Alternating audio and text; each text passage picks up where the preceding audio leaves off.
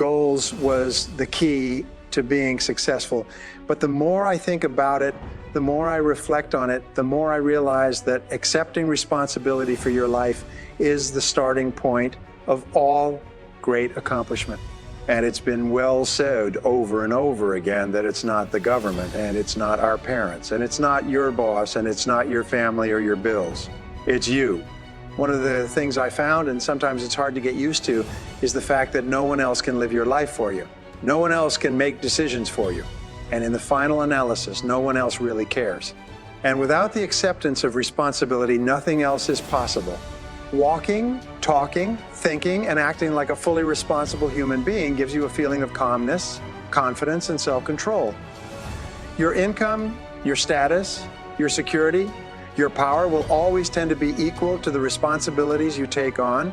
This is one distinct area where winners and losers part company. Winners always look upon themselves as the cause of what happens to them. Losers are always blaming someone or something else. We know that people always seek the fastest and easiest way to get the things they want. And if something goes wrong, the thing that they want is to get off the hook. So the fastest and easiest way is always to blame someone else. But when we blame someone else to that degree, we give control of the problem to that other person, and we take control away from ourselves. And we become more and more negative and frustrated the more we try to make other people responsible for things in our life that we don't like. In fact, if you stop blaming other people, you'll find that most of your negative emotions will go away. If you can't blame anybody, and the way you stop blaming is to accept responsibility. Losers never accept responsibility, and winners always do. When things go well for losers, they blame it on luck. And when things go poorly for losers, they blame it on the system. But winners accept both the credit and the blame for everything that happens to them.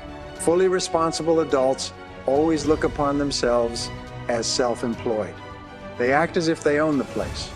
They treat the company they work for as though it belongs to them. The worst mistake you can ever make in your life is to ever think that you work for anybody else but yourself. All peak performers in every field and industry look upon themselves as though they worked for them, even if somebody else signs their paycheck. They look upon themselves as being self-employed, and they treat the company as though everything that happened in that company was theirs. They accept full responsibility. If a paperclip falls on the floor, they pick it up. They never say, "That's not my job." When they refer to their company, they say us and we instead of they and them and the boss and so on.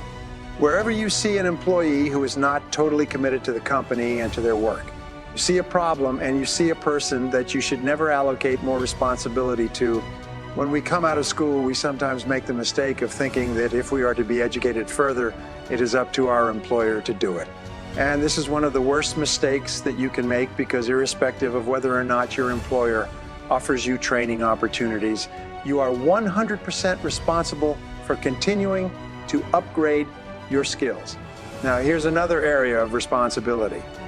The winner always asks, "What results are expected of me?" One of the qualities of peak performers is that they are always very results-oriented. They always ask themselves, "Why am I on the payroll?" And if you're not sure why you're on the payroll, the first thing that you have to do is go and sit down with your boss and ask him, "Why am I on the payroll?" Now, you don't have to use these words, but here's a very simple technique. Take and write out a job description of what you think that you're on the payroll to.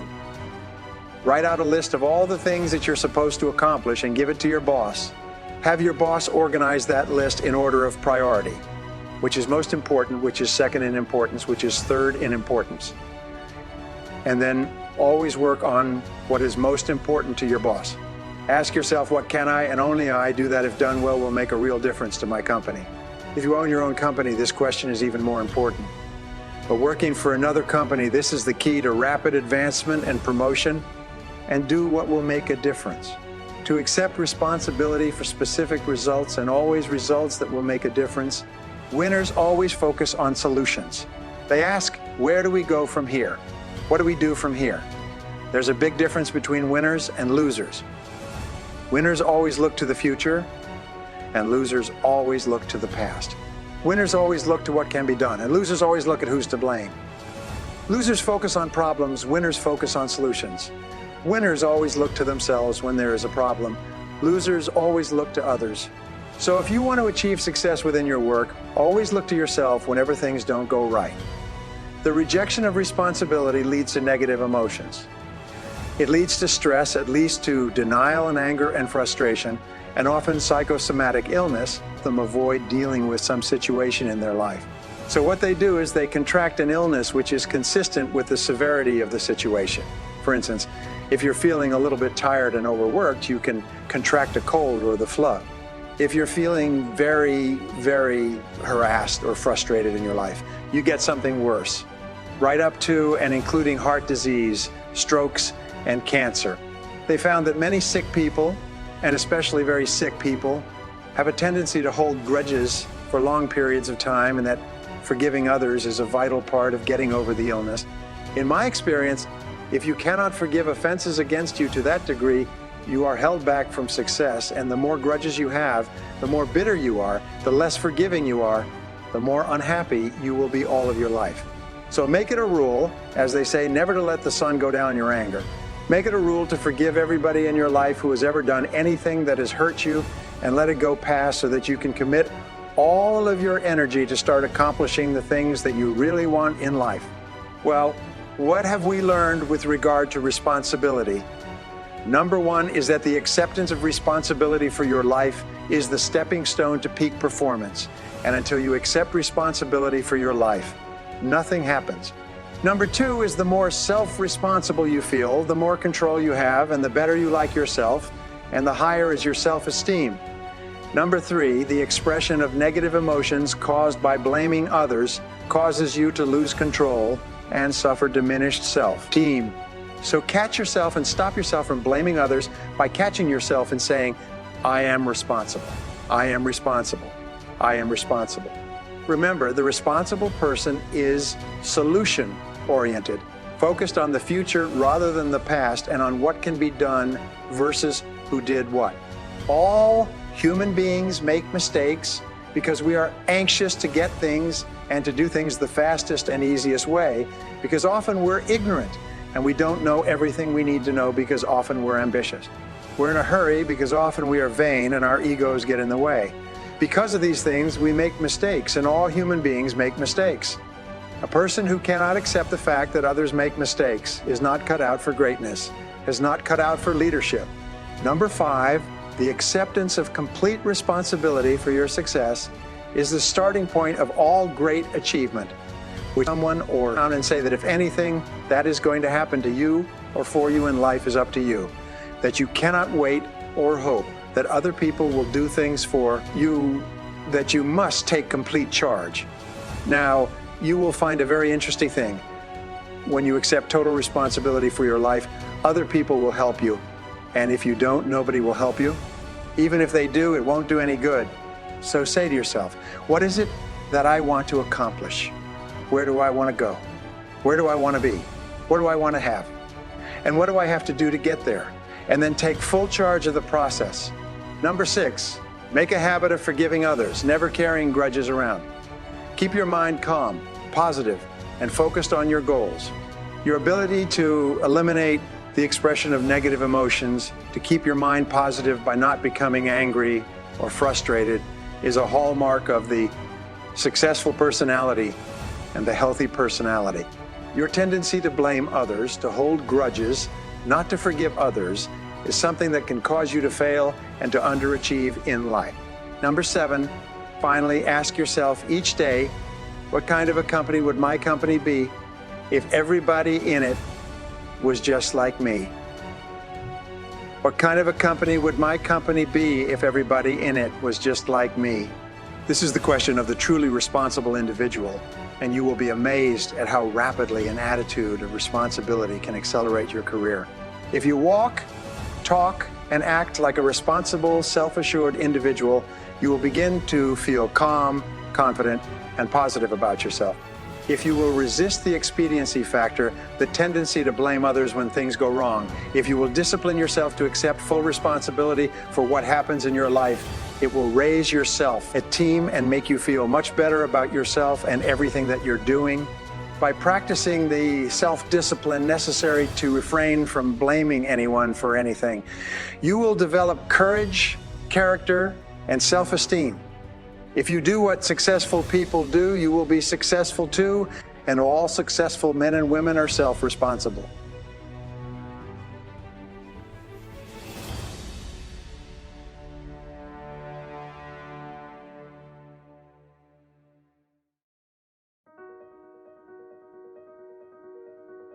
Here's the definition of success and failure. Just make this note. Here's failure, a few errors in judgment repeated every day. Now, you can automatically assume, Mr. Owen, I say, I can understand that. A few errors in judgment repeated every day for 6 years. I'm with my father. I think I told the story the last time I was here. My father, 88 years old, he's never been ill, still hasn't retired. Not long ago, midnight, we're getting ready to go to bed. We've drilled a new well, got some extra water, got some more acres going. He's all excited at midnight. We're getting ready to go to bed. My father's eating what he calls his midnight snack, a little bite to eat before you go to bed.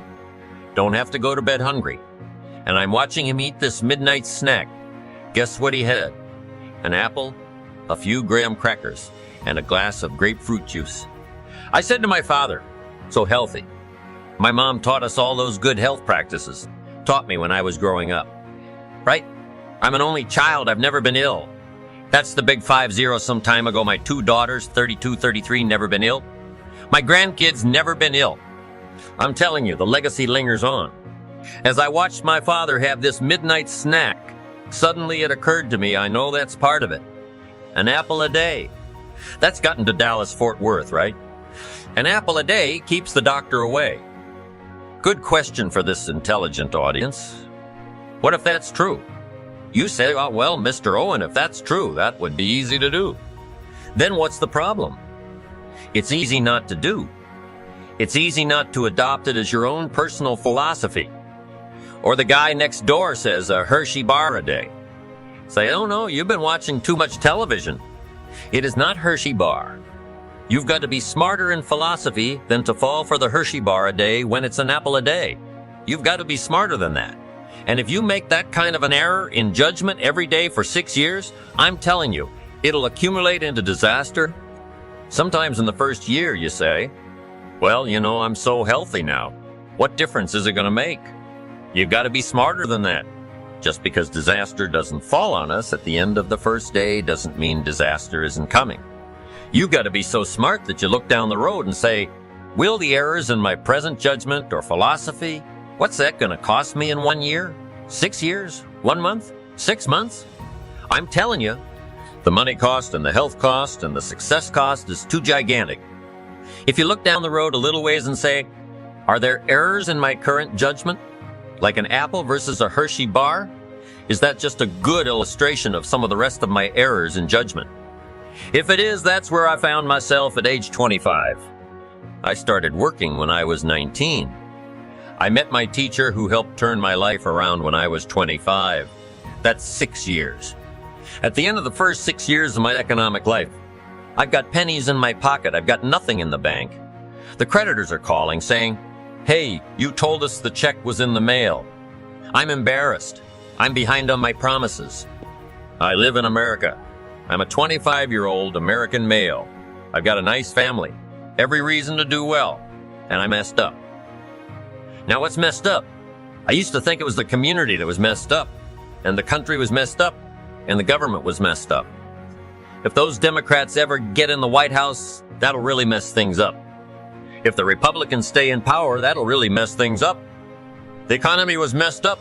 Interest rates were messed up. I thought all this stuff was messed up. Then I found out that's not what was messed up. I was criticizing the only thing I had to work with. What was really messed up was my own personal philosophy, my own errors in judgment. And my own personal philosophy brought me, in 6 years, 2 pennies in my pocket, nothing in the bank, and trying to explain why I wasn't doing well living in America. A 25-year-old American male got a family, every reason to do well. Once I understood this, here's the formula for failure. Errors in judgment being lax about developing your own personal philosophy, killing. It's called accumulated disaster. It doesn't matter whether it's your health or your bank account. A guy's got an empty bank account, probably has high cholesterol. Why? Over the last 6 years, he never paid attention to either one. And it doesn't matter whether it's a dollar, whether it's your money, or whether it's your cholesterol counts. All you've got to do is commit the errors. And just because disaster doesn't fall on you at the end of the first day that you don't eat an apple. You say, well, I didn't eat an apple today and tonight I'm not ill. Well, you've got to be brighter than that. Someday you've got to leave first grade. Reason we make those first grade desks so small so they won't fit at age 25. I mean, right? You don't belong here anymore. Let me give you the secret to success, the formula for failure. A few errors in judgment repeated every day for 1 month starts the weakness, starts the disaster process. You can imagine what happens in 6 years and every other habit that you've got. If you'll start that process, eliminate the errors, and replace it with disciplines practiced, I'm telling you, you can start this process of life change immediately after today. You don't ever have to be the same again, only by choice. You don't have to walk out of here the same as you walked in today, only by choice. You can start a whole new process. And you say, well, Mr. Oh, and is it that simple? Yes, it's that simple. Where else would you start but with an apple? You don't have to start with something staggering. What if you should be walking around the block for your good health and you don't? What'll that do in 6 years? I'm telling you, the word is disaster. You could and you should and you don't. Here's an even stronger word. You won't. I mean, nope. Might mean you're careless. Won't probably means you're stubborn, and either one is called disaster. Could, should, don't. I'm telling you. That's why at the end of 5 years, 6 years, I found myself with pennies in my pocket. Nothing in the bank. Creditors calling. Could, should, won't. Could, should, don't is called disaster. Now, how do you change all that? The next 6 years, I got rich. The next 6 years, I became a millionaire by the time I'm 31. I'm a millionaire. How about that? You say, well, Mr. Owen, what happened? Well, strangely enough, during that second 6 years of my economic life, the government was about the same. I'm telling you, taxes were about the same. My negative relatives were nothing. I'm telling you, the economy was about the same, and prices were about the same, and everything else was about the same. Circumstances were about the same. Then how come I got rich? How come I totally changed my life? I was not the same. Somebody says, well, what did you go to work on to do all that? I started with my philosophy. I started amending my errors by doing some better thinking, changing my mind, and coming up with ideas that I didn't have before I met my teacher. And once that whole process started for me, I'm telling you, I changed my whole life within a 6-year period. I was never the same, and I've kept up that process all these years. One of the reasons why I'm here is to continue my craft. I don't want the day to come someday somebody says, you should have heard Jim Rohn 10 years ago when he was really terrific. I want people to say, I heard him 10 years ago, but you should hear him now. I'm telling you, the man works on his craft. I'm telling you, the man's done some extra reading. I'm telling you, the man doesn't miss a trick. I'm telling you, he's worked hard on himself. That's why he's able to deliver like he does. The same thing can happen for you as a teenager. It can happen to you as a mother, as a father, as a business person, as a salesperson. Running a business doesn't matter, management, wherever you find yourself. This is the process called personal change. And what I say to start with is start with your own philosophy. Your philosophy is going to determine whether or not you go for the disciplines or continue the errors. That's called potential disaster. And everybody has it within their power. What was so happy for me to find out at age 25, Mr. Show said. Mr. Owen, you don't have to change country, but you do have to change velocity. And if you'll change philosophy, not country, you can turn around your income. You can turn around your bank account. You can turn around your skills. You can become capable, powerful, sophisticated, healthy, influential, all the other equities that you could possibly want out of your life using the only stuff there is and not trying to change any of this stuff. Appreciate all of this stuff with all of its ups and downs, with all of its mystery of why it works and sometimes it doesn't work. Don't challenge this. You don't have to ask for another planet. You don't have to ask for another country. Just ask for another book. Ask for another seminar. Ask for another idea. And you can start this whole process of personal life change. Now, I can spend the whole day on philosophy. That's where it is. If I could get you intrigued with that enough to study it, enough to ponder it, to where you'd pick up the commitment like I did. Say, hey, as simple as an apple a day, as simple as a walk around the block? Why not start right there? If you don't start there, where else are you going to start? Might as well start where it's easy and then go to the more complicated discipline. Because if you can't handle the complicated, the simple disciplines, how can you handle the complicated thoughts? Held in mind produce after their kind. What you think becomes your reality. Earl Nightingale in his audio program, The Strangest Secret, says that you become what you think about. Ralph Waldo Emerson summarized this idea more than 100 years ago. Dimension of your external life. If you want to be happy, you need to clearly define for yourself and create the mental equivalent or picture of exactly what happiness means to you. If you wish to enjoy health and long life or happy relationships or financial prosperity, you need to create in your mind an exact, detailed picture of what you desire, as a result of a whole series of other laws that I'll be discussing. This becomes the critical starting point that begins inevitably to lead you to the realization of your dreams and goals. The fourth law of success is called the law of correspondence. This law has been talked about for perhaps 4,000 years, and it's one of the fundamental laws that explains human experience. It simply says that as within, so without. It says that your outer life will tend to be a mirror image of your inner life. Your external world will tend to correspond almost exactly to what is going on inside both your conscious and subconscious minds. There are four major areas where you see the law of correspondence working all the time. The first is simply in your attitude. Whatever your attitude is, often before you even say anything, people will reflect it back to you in the way they talk to you, in the way they talk to you and treat you. As within, so without. The second area where the law of correspondence is evident is in your relationships. Your relationships will almost perfectly mirror your attitude and your personality. If you're a good and happy person, you'll have good and happy relationships. As you become a more patient and tolerant and loving person, your relationships will reflect this almost immediately, very much as a mirror will do. The third area of correspondence that you see is in your health. Much of your health can be directly traced to specific attitudes that cause you to suffer from minor and major illnesses. The extensive work that's been done in the area of holistic medicine seems to suggest that there are corresponding attitudes of mind for most illnesses that you or I suffer from, the common cold and flu, all the way up to the most serious illnesses that are often life-threatening. Whenever you're anxious or upset or unhappy for any reason, for any period of time, your body will begin to reflect those feelings. The entire basis of psychosomatic medicine is the conclusion that your mind, psycho, makes your body, soma, sick.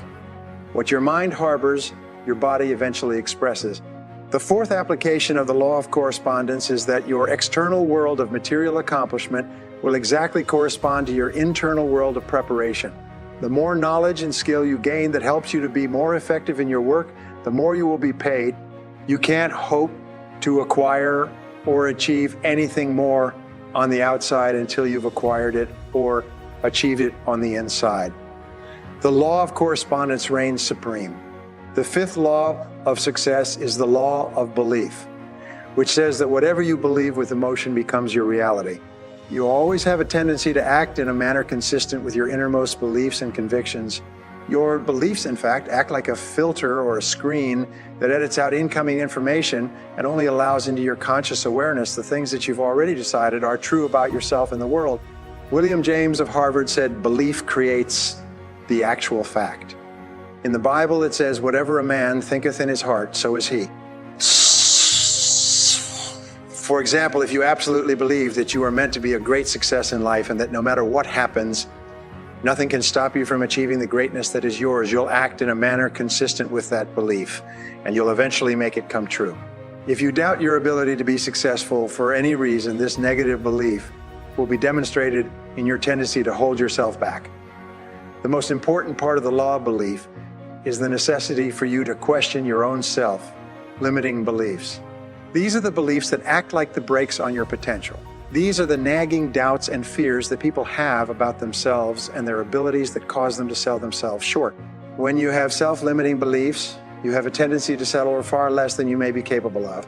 Self-limiting beliefs revolve around your ability to lose weight or quit smoking or earn a certain amount of money or be attractive to members of the opposite sex or develop new abilities that are more conducive to your success and happiness. One of the most important steps you can take toward achieving great success is for you to question these self-limiting beliefs. You might even ask others who know you well what self-limiting beliefs they seem to think that you have that may be holding you back. Remember, self-limiting beliefs are often used as excuses. A good way to test your self-limiting beliefs is to ask yourself whether anyone else with the limitations you perceive you have has nonetheless gone on to achieve success. You can also look at your own actions to decide what it is that you truly value. Remember, it's not what you say or hope or wish or intend that is a true expression of your value. You only truly believe what you do. Your actions do speak far more loudly than your words. For example, if you truly believe in the values of persistence and dedication, it'll be evident in the things that you do every single day. If you truly believe in the values of honesty and integrity and self-discipline, you'll demonstrate these qualities in your every behavior. In fact, you can tell what a person values by looking at what they did in the past when the pressure was on. It's only when they're forced to make a choice that you know what it is you really value. For example, when you have to choose between family and work, or between money and work, or between money and honesty, your true values come out. The wonderful and important thing about your values is that you can develop them in yourself by disciplining yourself to act consistent with them, even if you haven't yet made them a fixed part of your character. I'll explain this later in the program. The seventh law of success is the law of motivation, which says that everything you do is triggered by inner desires and urges and instincts, many of which may be at an unconscious level, and your attitudes and behaviors will be determined by your dominant motivations, by what you really want and need in life, not by what you think you want. This is an extension of the law of values, and it's very important for you to understand. There's a simple formula called the ABC formula of human motivation and human action. The ABC stands for antecedents, behavior, and consequences. The antecedents are the things that happen before the behavior. The behaviors are the things you do. The consequences are what happens as a result of your behavior. We know that psychologically only about 15% of your motivation comes from the antecedents, from what you read or learn or are told to do or not do. However, about 85% of your motivation comes from your expectations, what you think will happen. It's your beliefs about the consequences, about the future, that cause you to behave in a certain way. The clearer you are about the consequences of your actions, and the more intensely you desire to enjoy the consequences that your behaviors may lead to, the more motivated you'll be. This is why it's so important to have absolute clarity with regard to your goals in each area of your life in order for you to be motivated to perform at your very best. An important point with regard to the ABC formula is that your behaviors are not guaranteed to achieve the consequences that you desire, but every behavior or action that you engage in will generate a consequence of some kind. One of the most important parts of understanding motivation and behavior is to realize that both actions and inactions have consequences. What you do as well as what you fail to do will have a consequence in your future, and sometimes the consequences can be dramatic and long-lasting. A good exercise in success is for you to write out a description of the type of person that you'd like to be and the kind of life that you'd like to be living.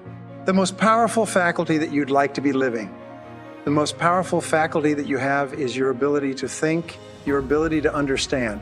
The more accurately you can think about who you are and what you want to accomplish and how to accomplish it, the more effective and successful you will be. The eighth law of success is the law of subconscious activity, and it has several applications. The first part of this law is that whatever thought or idea mixed with emotion you hold in your conscious mind will be accepted as a command by your subconscious mind, will be accepted as a command by your subconscious mind. This means that whatever thought, idea, or goal you can hold in your mind on a continuing basis, you can have because your subconscious mind will go to work to organize all of your thoughts and actions to bring it into your reality.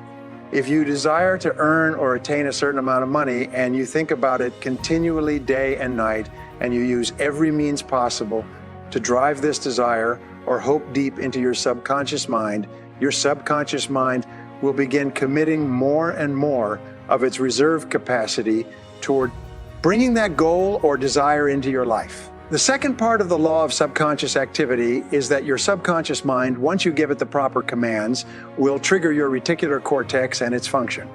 The reticular activating system. Your reticular cortex is a small finger, like part of your brain that alerts you to events and circumstances around you that are consistent with your dominant desires or concerns. For example, if you decided that you wanted to buy a red sports car, this desire would signal to your reticular cortex that red sports cars are now of paramount importance to you. From that moment on, you would see red sports cars everywhere. Even a block away, you would become extremely alert and sensitive to red sports cars, as well as to the means of attaining one of them. If one of your goals is to achieve financial independence and you imbue this goal with intense desire, also controls your body language and your tone of voice. Professor Moravian of the University of California, Santa Barbara has concluded that when you communicate with others, fully 55% of the message you send is contained in your body language, 38% of the message you send is contained in your tone of voice, and only 7% of the message you send is contained in your tone of voice, and only 7% of the message is contained in the actual words that you use. And your body language and tone of voice are largely controlled by messages about yourself and your goals that you've sent to your subconscious mind as the result of the way you think and feel. For example, when you've had a success of any kind, you send a charge of emotional energy to your subconscious mind that tells it that you're a winner. For some time afterwards, you walk and talk and act and think like a winner.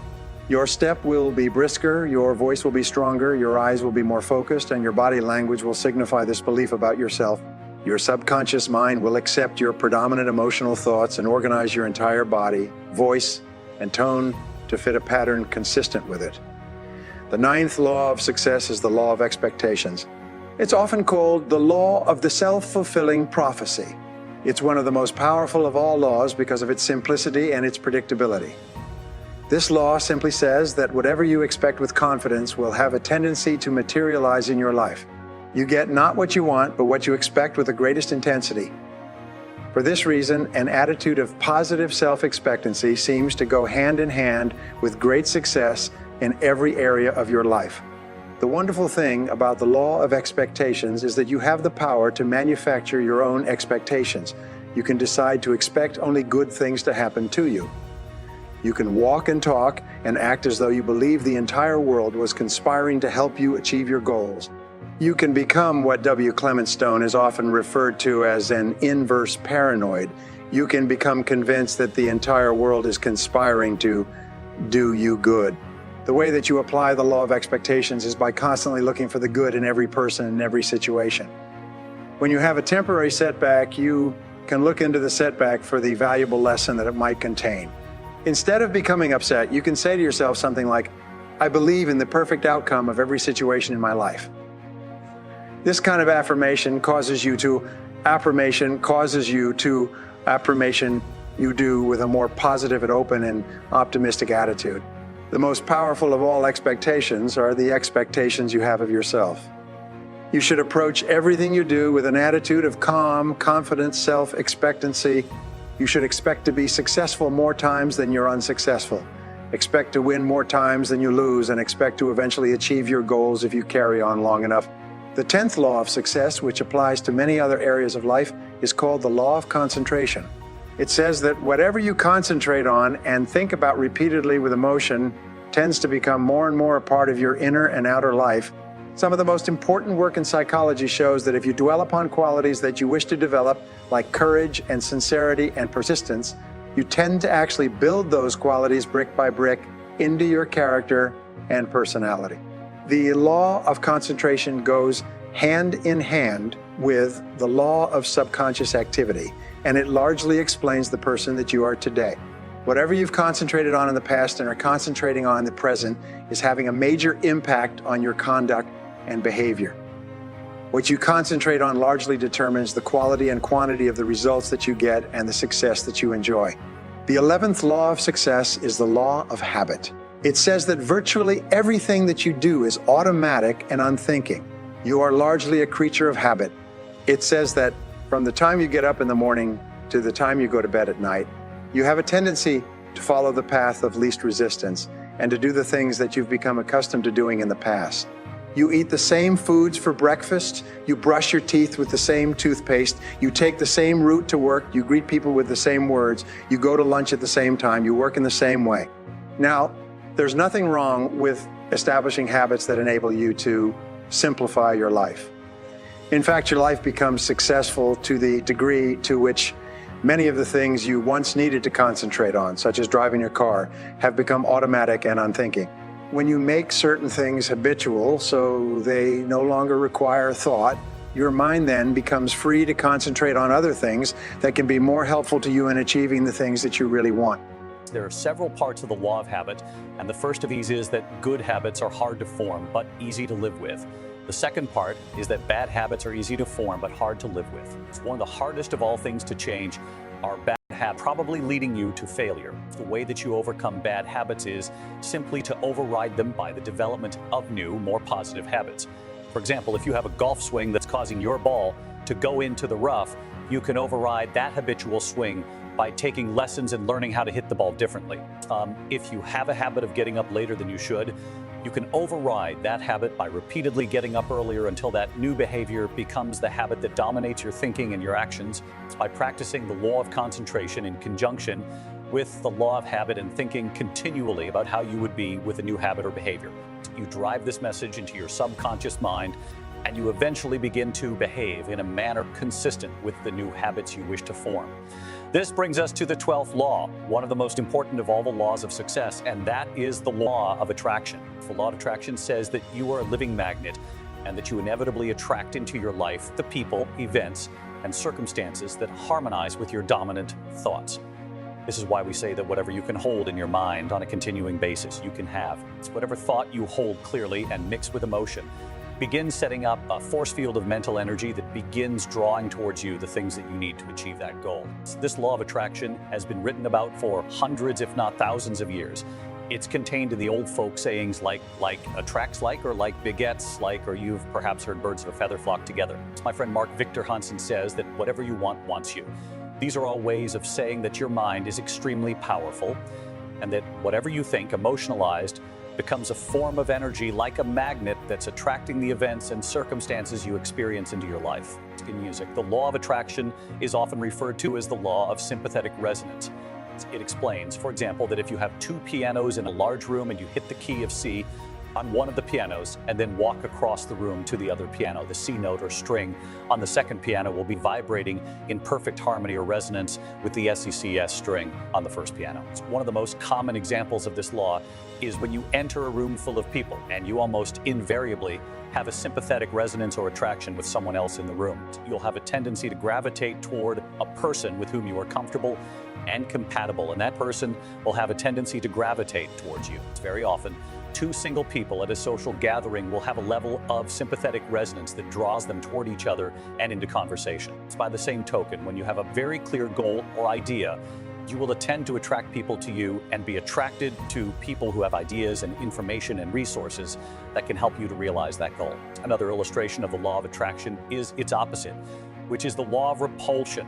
When you begin to become a particular kind of person because of the way you change your thinking, you will find yourself attracted to people who are similar to you, and you will also find yourself repelling and being repelled by people who don't think the way you do. This law explains why positive people tend to associate with other positive people and why negative people tend to associate with other negative people and why neither group finds the other group of very much interest. You can begin to fill your life with the kind of people that you respect and admire by simply becoming the kind of person in your thoughts that will attract them to you. The 13th law of success is the law of choice, which says that you are always free to choose the content of your conscious mind, but in doing so, you are choosing every other part of your life. Your thoughts control your reality. And since no one else but you can think for you the thoughts that you choose, to harbor determine everything that happens in your life. The wonderful thing about the law of choice is that it says that you have complete freedom to think and therefore to be anything that you intensely desire. The choice is always up to you. The law of choice also says that you are where you are and what you are because you have chosen to be there. If you are not happy with where you are and what you are, it's up to you to choose to be and do something else. The 14th law of success is the law of optimism, which simply says that a positive mental attitude goes hand in hand with success and happiness in virtually every dimension of life. The quality of optimism is the quality that makes you into a cheerful and pleasant person, a person that other people like and want to be around and help. The most successful men and women tend to be very likable people. The more optimistic you are, the happier you'll be moment to moment, and the more things you'll be willing to attempt. The 15th law of success, the law of change, says simply that change is inevitable. The only constant we have in life is that of change. Everything is changing even as you listen to this tape. But the wonderful thing about the law of change is that nothing is fixed either. All progress requires change, and since change is happening in any case, you can be and have and do anything you want by simply harnessing the forces of change and taking advantage of it. The law of change also says that your life can only get better when you get better, but not until. It says that you can't remain the same and somehow improve. The law says that if you don't take advantage of change, you will end up being the victim of change. Things will happen over which he paid for his average lifestyle, and like most average people, he was going nowhere with his life. Then one day, something happened to him. Perhaps he read a book that woke him up, or listened to an audio program, or attended a motivational seminar. Whatever it was, he wasn't the same afterwards. He realized that he could choose to do and be something else. He applied the law of choice. By the law of change, he realized that his life could only improve if he began changing in a positive direction. Using the law of cause and effect, he made some decisions about what he wanted to accomplish and then began searching out the causes of the effects he desired. By the law of optimism, he was positive toward himself and his possibilities. He expected good things to happen, triggering the law of expectations. He went to work on his thinking, and he began to dwell by the law of concentration on his ideal lifestyle. By the law of subconscious activity, he began to walk and talk like the person he envisioned himself becoming. He also began noticing opportunities to advance himself that he hadn't seen before. As he changed his thinking, he triggered the law of mind and the law of mental equivalency, and he created a clear picture of his goals. By the law of correspondence, his outer world began to reflect his new, improved inner world. His beliefs about himself began to change, and by the law of attraction, people and resources began to appear to help him move toward his goal. As he concentrated on his desires, his values and motivations changed, and he began developing the kind of habits that lead to success. In no time at all, by bringing his life into alignment and harmony with the laws of success, he began moving forward at a rate that surprised even him, and so can you. The laws of success are based on the foundational principle that in order for you to succeed, you must first decide what success means to you.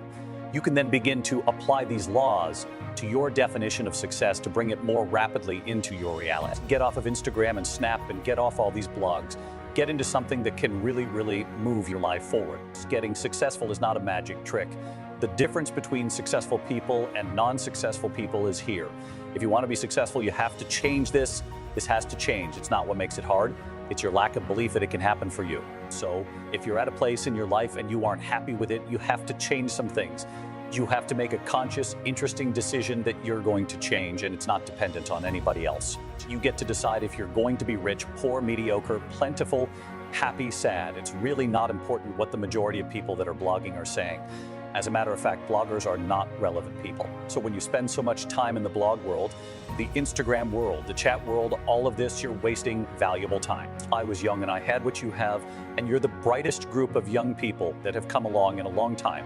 Man, millennials are absolutely brilliant because you all have technology. You all got Google. You can Google anything. You all have stuff at your fingertips that can make you great.